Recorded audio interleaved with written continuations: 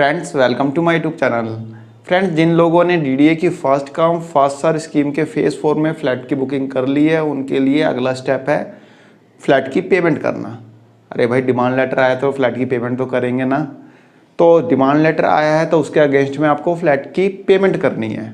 जो भी demanded amount आपके डिमांड लेटर पे लिखा है उसकी पेमेंट आपको करनी है। फ्रेंड, जैसा कि मैं आपको ऑलरेडी बता चुका हूँ कि आपको डीडीए को पेमेंट करने के लिए एक चालान जनरेट करना होगा, और चालान जनरेट करने के रिगार्डिंग कई क्वेरीज आ रही हैं। क्वेरी यह है कि डीडीए के पोर्टल पे जब पेमेंट वाले ऑप्शन में जाके हम चालान जनरेट करने के लिए जाते हैं तो वहाँ पे जो ऑप्शन आ रहा है वो ऑप्शन में आपको DDA first come first serve scheme का फेज़ 4 नज़र नहीं आ रहा। वहाँ पे आपको फर्स्ट कम फर्स्ट सर्व 2022 नज़र आ रहा है, 23 नज़र नहीं आ रहा। लेकिन फ्रेंड्स, मैं आपको हमें बता देना चाहता हूँ कि यह ऑप्शन वहाँ पे इनेबल हो चुका है। अब आपको जब आप चालान जनरेट करने जाएंगे तो पेमेंट वाले ऑप्शन में आपको first come first serve phase 4 नज़र आ जाएगा। तो उसके अकॉर्डिंग आप अपना चालान जनरेट कर सकते हैं। अब आपको वहाँ पे first come first serve phase 4 का ऑप्शन देखने को मिल जाएगा। दूसरी चीज़, जो लोग बैंक से लोन लेके पेमेंट नहीं कर रहे, यानी कि आप डीडीए को पेमेंट करने के लिए बैंक से लोन नहीं ले रहे, आपके पास पैसे पड़े हैं, आप डीडीए को पेमेंट करने जा रहे हैं और उसके लिए आप चालान जनरेट करने जा रहे हैं, तो फ्रेंड्स थोड़ा सा आप रुक जाइए, थोड़ा वेट कर लीजिए, कुछ दिन वेट कर लीजिए। क्योंकि अभी आप पेमेंट मत करिए, क्योंकि ऐसा है कि आप पेमेंट कर देते हैं तो उसके बाद आपका अगला स्टेप आता है डॉक्यूमेंट्स अपलोड करने का। ठीक है, पेमेंट के बाद आप डॉक्यूमेंट्स अपलोड करेंगे तभी तो आपका पोजीशन लेटर आएगा। तो मैं रुकने के लिए इसलिए बोल रहा हूँ क्योंकि जो भी आप डॉक्यूमेंट्स अपलोड करेंगे वहाँ पे डीडीए के पोर्टल पे, जो भी डॉक्यूमेंट्स अपलोड करेंगे उसमें आपका एक तो आपके पर्सनल चीज़ें होंगी। पर्सनल चीज़ों से मेरा मतलब है आपका पैन कार्ड, आपका आधार कार्ड, आपका बैंक स्टेटमेंट और आपका EWS सर्टिफिकेट, ये सब चीज़ें तो लगेंगी ही लगेंगी। इसके अलावा कुछ एफिडेविट्स भी लगेंगे। यहाँ पे मेनली हम बात करेंगे एफिडेविट्स की, और उस एफिडेविट का जो लैंग्वेज है, यानी जो फॉर्मेट डीडीए ने दे रखी है, वह पुराना फॉर्मेट दिया हुआ है डीडीए ने, अभी नया फॉर्मेट डीडीए ने कोई रिलीज़ नहीं किया है। अब डीडीए इसके रिगार्डिंग फॉर्मेट रिलीज़ करेगा या नहीं करेगा, यह तो अगले 4-5 दिन में पता चल जाएगा, या फिर आप डीडीए के कॉल सेंटर पे, उसके कस्टमर केयर पे कॉल करके उनसे पूछ सकते हैं कि नया फॉर्मेट आएगा भी या नहीं आएगा। लेकिन पुराना फॉर्मेट हम वहाँ पे अपलोड नहीं कर सकते। रीज़न क्या है मैं बताता हूँ। जैसे कि एक एफिडेविट है, उसमें आपको डिक्लेरेशन देनी है कि आपके पास दिल्ली में 67 स्क्वायर मीटर से ज़्यादा का मकान नहीं है, बल्कि ये रूल जो था डीडीए के प्रीवियस स्कीम में चल रहा था। डीडीए की first come first serve scheme के फेज़ 4 से पहले जो भी फेज़ आए थे या जो भी स्कीम्स आई थी उसमें हम यह वाला एफिडेविट देते थे कि हाँ भाई, हमारे पास 67 स्क्वायर मीटर से कम का घर दिल्ली में है, यानी 67 स्क्वायर मीटर से ज़्यादा हमारे पास कोई भी घर नहीं है। ठीक है, लेकिन यही फॉर्मेट क्या हम यहाँ पे अपलोड करेंगे? नहीं कर सकते, क्योंकि इस रूल को डीडीए ने अबॉलिश कर दिया है। ये रूल खत्म हो चुका है। नया नियम है कि आपके पास कितना भी घर हो, कोई फ़र्क नहीं पड़ता, 1 फ्लैट है, 2 फ्लैट है, 10 फ्लैट है, कोई फ़र्क नहीं पड़ता, आप डीडीए की स्कीम में पार्टिसिपेट कर सकते हैं। तो हम इस गलत एफिडेविट को कैसे अपलोड करेंगे? तो एक तो डीडीए इस एफिडेविट के फॉर्मेट को चेंज करेगा, इसकी लैंग्वेज को चेंज करेगा।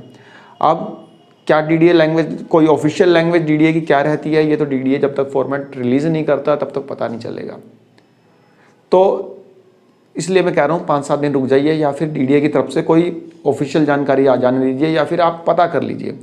डीडीए के कस्टमर केयर वाले को तो कुछ पता ही नहीं रहता, उसके कोऑर्डिनेशन डिपार्टमेंट में आप पता कर सकते हैं। वैसे तो वो लोग भी फ़ोन नहीं उठाते, लेकिन यदि किसी का फ़ोन लग जाए तो आप पता कर लेना कि यही फॉर्मेट आप अपलोड करेंगे या कोई नया फॉर्मेट आएगा, क्योंकि ये फॉर्मेट तो अपलोड करेंगे तो गलत हो जाएगा। जब डीडीए की इस स्कीम में इस रूल को हटा दिया गया तो फॉर्मेट में से भी इस रूल को हटाया जाना चाहिए। 5-7 दिन में क्लियर हो जाएगा। इसलिए मैं कह रहा हूँ ज़्यादा जल्दबाजी मत करिए। पेमेंट, मान लीजिए आपने पेमेंट कर दी, उसके बाद आप बैठे रहे, या फिर आपने पुराने फॉर्मेट को ही अपलोड कर दिया, फिर डिस्क्रिपेंसी आएगी, फिर आप दोबारा नए फॉर्मेट के साथ अपलोड करेंगे। 1 महीने बैंक में आपके पैसा पड़ा रहेगा तो आपका पैसा कहीं थोड़ा बढ़ेगा ही ना, ये तो है नहीं कि कम हो जाएगा। इसलिए कह रहा हूँ थोड़ा सा वेट कर लीजिए। बाकी आप करना चाहें तो कर सकते हैं, कोई ऐसा इशू नहीं है। फॉर्मेट तो जब आएगा तब अपलोड हो ही जाएगा। दूसरी चीज़, एक और एफिडेविट है, उसमें यह है कि आप डीडीए के फ्लैट में कोई अल्टरेशन नहीं कर सकते, लेकिन पीछे डीडीए ने बताया था कि आप 2 फ्लैट को एक साथ जोड़ सकते हैं, उसमें बीच में एक दरवाज़ा निकाल सकते हैं। बहुत लोग कह रहे हैं कि इसका कोई ऑफिशियल नोटिफिकेशन नहीं है। आप सही हैं, कोई ऑफिशियल नोटिफिकेशन अब तक नहीं है, लेकिन डीडीए अपने ट्विटर हैंडल से ये ट्वीट कर रहा है कि हाँ भाई आप 2 फ्लैट को आपस में जोड़ सकते हैं। ये डीडीए का ऑफिशियल ट्विटर हैंडल है। नोटिफिकेशन तो कई बार लेट आते हैं, नोटिफिकेशन तो रूल्स लागू हो जाते हैं उसके 10 दिन बाद नोटिफिकेशन आते हैं, उस नोटिफिकेशन उसको अपलोड ही नहीं किया जाता है। नोटिफिकेशन तो आ जाते हैं लेकिन उसको अपलोड नहीं किया जाता, इस कारण से लेट हो जाता है। लेकिन डीडीए अपने जो ट्विटर हैंडल से लगातार यह बता रहा है कि आप 2 फ्लैट्स को इकट्ठे खरीद कर आपस में जोड़ सकते हैं। लेकिन जो एफिडेविट है उसमें यह है कि आप इसमें अल्टरेशन नहीं कर सकते, नहीं जोड़ सकते, ये सब चीज़ें हैं। तो यदि हम उस एफिडेविट को वहाँ पे अपलोड करते हैं तो फिर ये भी यहाँ पे जो डीडीए ने रूल बनाया है उसके अगेंस्ट जाएगा। इसलिए मैं कह रहा हूँ कि डीडीए अपने फॉर्मेट में चेंज करेगा या फिर कर सकता है। अब मैं 100% तो नहीं कह सकता कि डीडीए इसमें चेंज करेगा ही करेगा, लेकिन जैसे कि अब तक डीडीए ने फॉर्मेट नहीं निकाला है तो फॉर्मेट जल्द से जल्द आ जाना चाहिए। अदरवाइज़ आप पूरी तरह से कंफर्म करके ही उस पुराने फॉर्मेट को अपलोड करेंगे। लेकिन इन बिटवीन डीडीए कोई नया फॉर्मेट लाता है तो आपके डॉक्यूमेंट्स में डिस्क्रिपेंसी आएगी, आपको दोबारा डॉक्यूमेंट्स बनाने पड़ेंगे। ये मैं आपको पहले से क्लियर कर देता हूँ, इसलिए थोड़ा सा वेट कर लीजिए। अभी टाइम है, 60 दिन का टाइम दिया है डीडीए ने, कहीं भागा नहीं जा रहा कुछ। आराम से पेमेंट करिए, आराम से डॉक्यूमेंट्स अपलोड करिए। जिनका लोन जिनको लेके पेमेंट करनी है उनके पास तो टाइम है, अभी महीना तो उनको लोन प्रोसेस करने में ही लग जाएगा। इसलिए मैंने बोला है कि जिन लोगों का लोन प्रोसेस नहीं हुआ है, जो डायरेक्ट अपने जेब से पेमेंट करना चाहते हैं, तो थोड़ा सा वेट कर लीजिए। लेकिन यदि आपको जल्दबाजी है तो आप पेमेंट कर सकते हैं, ठीक है, पेमेंट आप कर सकते हैं, ऐसा कोई इशू नहीं है। तो फ्रेंड्स, एक छोटी सी इन्फॉर्मेशन थी आप लोगों के लिए, आई होप आपको पसंद आई होगी। धन्यवाद, नमस्कार।